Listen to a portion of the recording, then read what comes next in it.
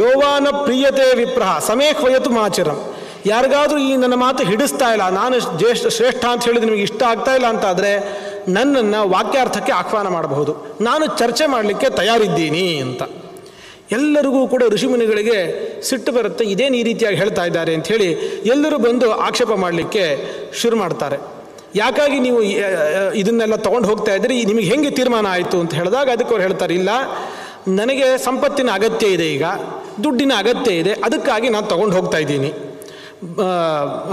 ಹಾಗಾಗಿ ನಿಮಗೆ ಯಾರಿಗಾದರೂ ಕೂಡ ಆಕ್ಷೇಪ ಇತ್ತು ಅಂತಾದರೆ ನೋಡಿ, ಕಾಮಶ್ಚ ಅರ್ಥೇನ ಸಂಬದ್ಧ ತೇನಾರ್ಥಂ ಕಾಮಯಾಮ್ಯಹಂ.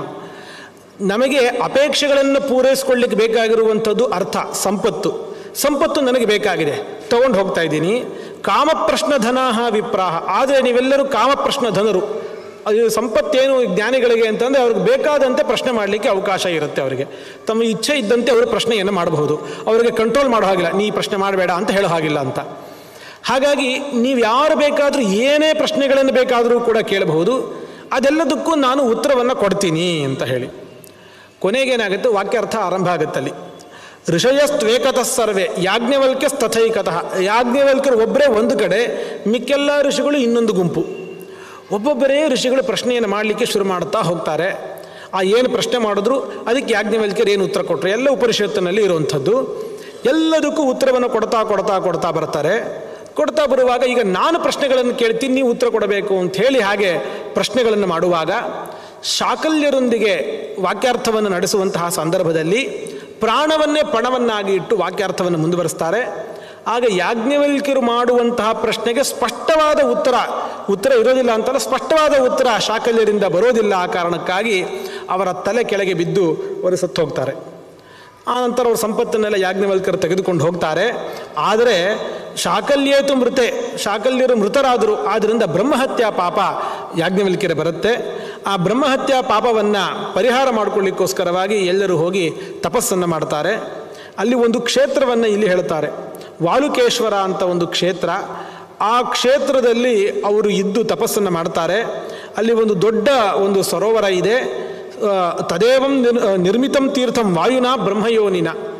ವಾಯು ಮುಖ್ಯ ಪ್ರಾಣದೇವರು ನಿರ್ಮಾಣ ಮಾಡಿರುವಂಥ ಒಂದು ತೀರ್ಥ ಇದೆ ಅಲ್ಲಿ ಇದ್ದು ಅವರು ತಪಸ್ಸನ್ನು ಮಾಡಿ ತಮ್ಮ ಬ್ರಹ್ಮಹತ್ಯೆಯನ್ನು ಪರಿಹಾರ ಮಾಡಿಕೊಳ್ತಾರೆ.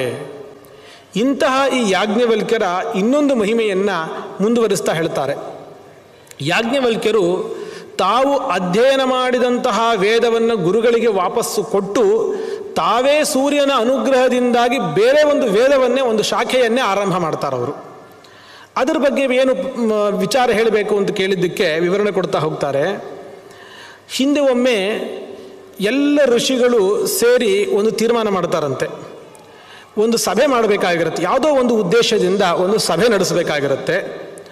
ಅಲ್ಲಿ 7 ದಿನಗಳ ಕಾಲ ನಡೆಸಬೇಕಾಗಿರುವಂತಹ ಸಭೆ. ಹಾಗಾಗಿ ಎಲ್ಲ ಋಷಿಗಳಿಗೂ ಆಹ್ವಾನ ಹೋಗುತ್ತೆ. ಎಲ್ಲ ಋಷಿಗಳು ಕೂಡ ಆ ಸಭೆಯಲ್ಲಿ ಭಾಗವಹಿಸಬೇಕು, 7 ದಿನ ಭಾಗವಹಿಸಬೇಕು. ಅದು ನಡೆಯೋದು ಮೇರು ಪರ್ವತದ ಮೇಲ್ಭಾಗದಲ್ಲಿ. ಯಾರು ಆ ಸಭೆಯಲ್ಲಿ ಭಾಗವಹಿಸೋದಿಲ್ವೋ ಅವರು ಬ್ರಹ್ಮಹತ್ಯಾ ಪಾಪಕ್ಕೆ ಗುರಿಯಾಗ್ತಾರೆ. ಅದನ್ನು ಅವರು ಆ ಬ್ರಹ್ಮಹತ್ಯಾ ಪಾಪವನ್ನು ಸ್ವೀಕಾರ ಮಾಡಬೇಕು, ಬರಲೇಬೇಕು ಪ್ರತಿಯೊಬ್ಬರು. ಬರಲಿಲ್ಲ ಅಂದರೆ ಬ್ರಹ್ಮಹತ್ಯಾ ಪಾಪ ಬರುತ್ತೆ. ಅದಕ್ಕೆ ಏನು ಬೇಕೋ ಪ್ರಾಯಶ್ಚಿತ್ತವನ್ನು ಅವರು ಮಾಡಿಕೊಳ್ಬೇಕಾಗತ್ತೆ. ಈ ಒಂದು ಒಪ್ಪಂದದೊಂದಿಗೆ ಒಂದು ಸಭೆಯನ್ನು ಕರೆದಿರ್ತಾರೆ. ಎಲ್ಲರೂ ಕೂಡ ಹೋಗಿರ್ತಾರೆ. ಅಲ್ಲಿ ವೈಶಂಪಾಯನರಿಗೆ ಮಾತ್ರ ಹೋಗಲಿಕ್ಕೆ ಸಾಧ್ಯ ಆಗಿರೋದಿಲ್ಲ. ವೈಶಂಪಾಯನರಿಗೆ ಹೋಗಲಿಕ್ಕಾಗದೇ ಇದ್ದಾಗ ಹಿಂದೆ ಹೇಳಿದ ನಿಯಮದ ಪ್ರಕಾರ ಅವರು ಬ್ರಹ್ಮಹತ್ಯಾ ದೋಷವನ್ನು ಸ್ವೀಕಾರ ಮಾಡ್ತಾರೆ. ಸ್ವೀಕಾರ ಮಾಡಿದ ಮೇಲೆ ಅದನ್ನು ಪರಿಹಾರ ಮಾಡಿಕೊಳ್ಬೇಕು. ಆಗ ಅವ್ರು ಹೇಳ್ತಾರೆ, ನನಗೆ ತಪಸ್ಸನ್ನು ನಿರಂತರ ಮಾಡಿ ನನಗೆ ದೇಹ ಜೀರ್ಣ ಆಗಿದೆ, ನನಗೆ ಮತ್ತೆ ತಪಸ್ಸು ಮಾಡಿ ಈ ಬ್ರಹ್ಮಹತ್ಯೆಯನ್ನು ಪರಿಹಾರ ಮಾಡಿಕೊಳ್ಳುವಷ್ಟು ಸಾಮರ್ಥ್ಯ ಉಳಿದಿಲ್ಲ. ಹಾಗಾಗಿ ಇಷ್ಟು ಜನ ಶಿಷ್ಯರಿದ್ದೀರಿ, ನೀವೆಲ್ಲರೂ ಸೇರಿ ತಪಸ್ಸನ್ನು ಮಾಡಿ, ನನ್ನ ಪರವಾಗಿ ತಪಸ್ಸನ್ನು ಮಾಡಿ ಬ್ರಹ್ಮಹತ್ಯೆಯನ್ನು ಪರಿಹಾರ ಮಾಡಿರಿ. ಬ್ರಹ್ಮವದ್ಯಾಂಚರದ್ವಂ ವೈ ಮತ್ಕೃತೆ ದ್ವಿಜಸತ್ತಮಾಹ. ಅದರ ಪರಿಹಾರಕ್ಕೇನಾದರೂ ಮಾಡಿ ಅಂತ ಹೇಳಿದಾಗ ಆಗ ಅವರ ಶಿಷ್ಯರಲ್ಲಿ ಯಾಜ್ಞವಲ್ಕ್ಯರು ಕೂಡ ಒಬ್ಬರು.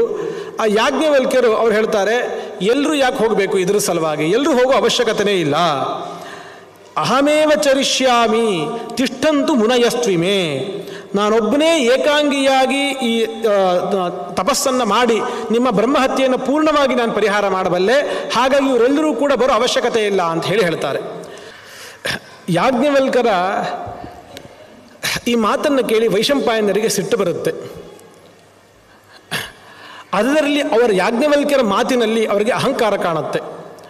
ಎಲ್ಲರೂ ಸೇರಿ ಬ್ರಹ್ಮಹತ್ಯೆಗೆ ಪ್ರತೀಕಾರವನ್ನು ಮಾಡಿ ಅಂತ ಹೇಳಿದರೆ ತಾನೊಬ್ಬನೇ ಮಾಡ್ತೀನಿ ಅಂತ ಹೇಳ್ತಾ ಇದ್ದಾನೆ ಅಂತ ಹೇಳಿ ಸಿಟ್ಟಿನಿಂದ ಅವರು ಹೇಳ್ತಾರೆ, ನನ್ನಲ್ಲಿ ಅಧ್ಯಯನ ಮಾಡಿದ್ದೇನೇನಿದೆ ಅಷ್ಟನ್ನು ವಾಪಸ್ಸು ನನಗೆ ಇಲ್ಲಿ ಕೊಟ್ಟು ನೀನು ಹೋಗು, ನನ್ನ ಶಿಷ್ಯನಾಗಿ ನೀನು ಮುಂದುವರಿಯೋ ಹಾಗಿಲ್ಲ ಅಂತ ಹೇಳಿ ವೈಶಂಪಾಯನರು ಹೇಳ್ತಾರೆ. ಆಗ ಅವರು ತಾವು ಕಲಿತಂತಹ ವಿದ್ಯೆಯನ್ನು ಅಷ್ಟು ಪೂರ್ಣವಾಗಿ ಅದನ್ನು ಕೊಡಬೇಕು, ಗುರುಗಳಿಗೆ ಕೊಡಬೇಕು. ಹೇಗೆ ಕೊಡ್ತಾರೆ?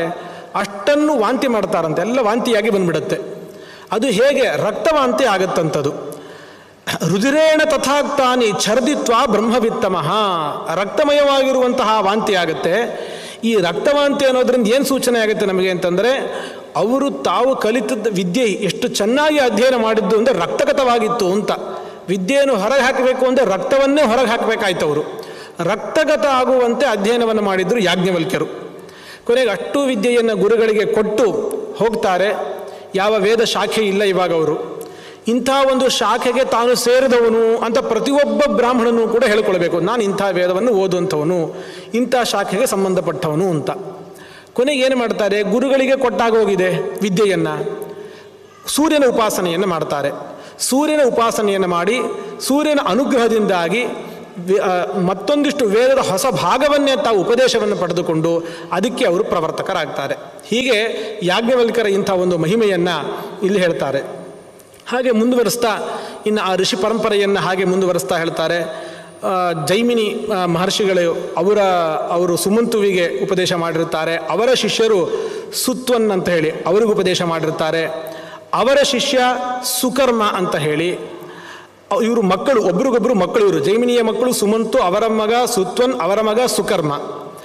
ಆ ಸುಕರ್ಮನಿಗೆ 1000 ಜನ ಸಂಖ್ಯೆಯಲ್ಲಿ ಶಿಷ್ಯರಿರ್ತಾರಂತೆ, 1000 ಸಂಖ್ಯೆಯಲ್ಲಿ ಶಿಷ್ಯರಿರ್ತಾರೆ. ಆದರೆ ಆ ಶಿಷ್ಯರೆಲ್ಲರೂ ಕೂಡ ಅನಧ್ಯಯನ ಕಾಲದಲ್ಲಿ ವೇದಾಧ್ಯಯನ ಮಾಡ್ತಾರೆ.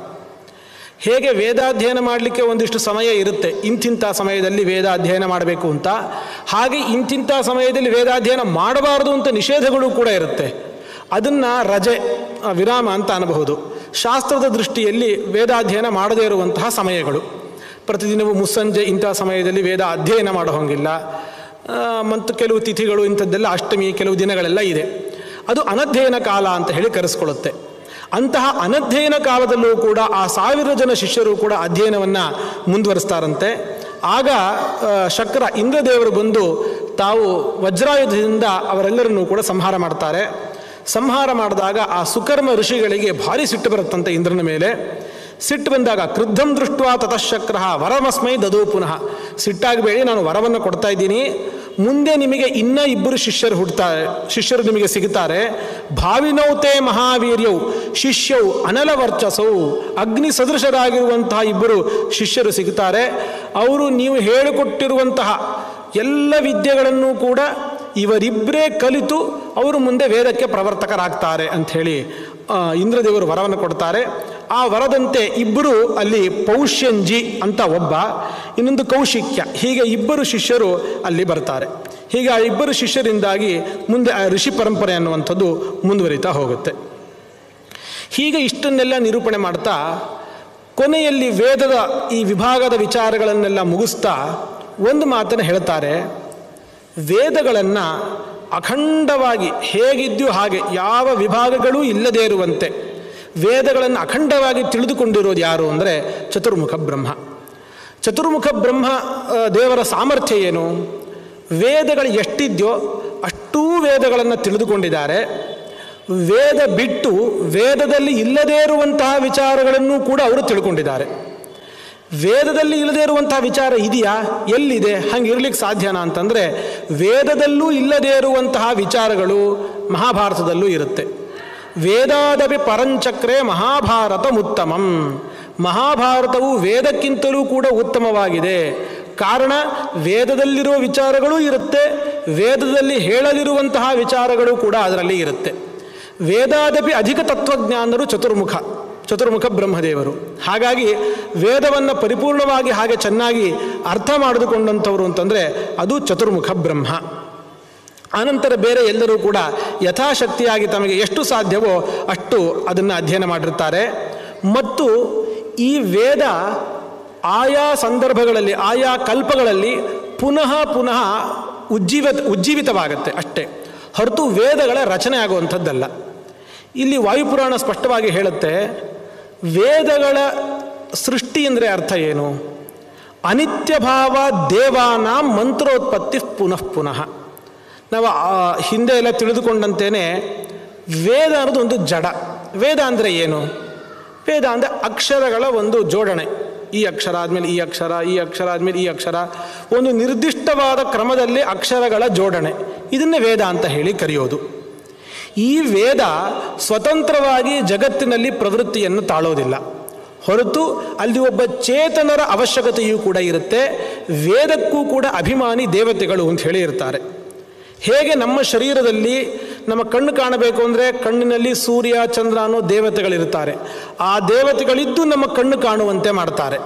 ಕಿವಿಯಲ್ಲಿ ದಿಗ್ದೇವತೆಗಳು ಅಂತಿರ್ತಾರೆ, ಆ ದೇವತೆಗಳಿದ್ದು ನಮಗೆ ಕಿವಿ ಕೇಳಿಸೋ ಹಾಗೆ ಮಾಡ್ತಾರೆ. ಹೀಗೆ ಪ್ರತಿಯೊಂದು ಪದಾರ್ಥದಲ್ಲೂ ಜಡ ಪದಾರ್ಥಗಳು ಒಂದಿಷ್ಟು ದೇವತೆಗಳು ಅಂತೆಲ್ಲ ಇದ್ದೇ ಇರ್ತಾರೆ. ಅವರು ಇದ್ದು ಆ ಪದಾರ್ಥ ಏನು ಕೆಲಸ ಮಾಡಬೇಕೋ ಆ ಕೆಲಸವನ್ನು ಮಾಡಿಸ್ತಾರೆ. ಹಾಗೆ ವೇದಗಳನ್ನು ಓದಿದಾಗ ನಮಗೆ ವೇದಗಳಿಂದ ಅರ್ಥಜ್ಞಾನ ಬರಬೇಕು ಅಂತಾದರೆ ಅಲ್ಲಿ ದೇವತೆಗಳಿರಬೇಕು. ದೇವತೆಗಳಿಲ್ಲದೇನೆ ನಮಗೆ ಅದರಿಂದ ಯಾವ ಅರ್ಥವೂ ಕೂಡ ಗೊತ್ತಾಗಲಿಕ್ಕೆ ಸಾಧ್ಯ ಇಲ್ಲ. ಹಾಗಾಗಿ ಅಲ್ಲೂ ಕೂಡ ದೇವತೆಗಳಿರ್ತಾರೆ. ವೇದಗಳ ಸೃಷ್ಟಿ ಅನ್ನೋ ಶಬ್ದಕ್ಕೆ ಅರ್ಥ ವೇದದಲ್ಲಿ ಇದ್ದು ವೇದಕ್ಕೆ ಅಭಿಮಾನಿಗಳಾಗಿ ವೇದ ಅರ್ಥ ಆಗುವಂತೆ ಮಾಡುವಂತಹ ದೇವತೆಗಳ ಸೃಷ್ಟಿ. ದೇವತೆಗಳ ಸೃಷ್ಟಿಯನ್ನೇ ವೇದಗಳಲ್ಲಿ ಮತ್ತು ಪುರಾಣಗಳಲ್ಲಿ ವೇದದ ಸೃಷ್ಟಿ ಅನ್ನೋ ಅರ್ಥದಲ್ಲಿ ಹೇಳಿರ್ತಾರೆ. ವಾಸ್ತವವಾಗಿ ಏನು, ವೇದಗಳ ಉಜ್ಜೀವನ ಆಗುತ್ತಷ್ಟೇ ಹೊರತು ಇಲ್ಲದಿರುವಂತಹ ವೇದಗಳ ಹೊಸದಾದ ಸೃಷ್ಟಿ ಎನ್ನುವಂಥದ್ದು ಯಾವತ್ತೂ ಆಗೋದಿಲ್ಲ.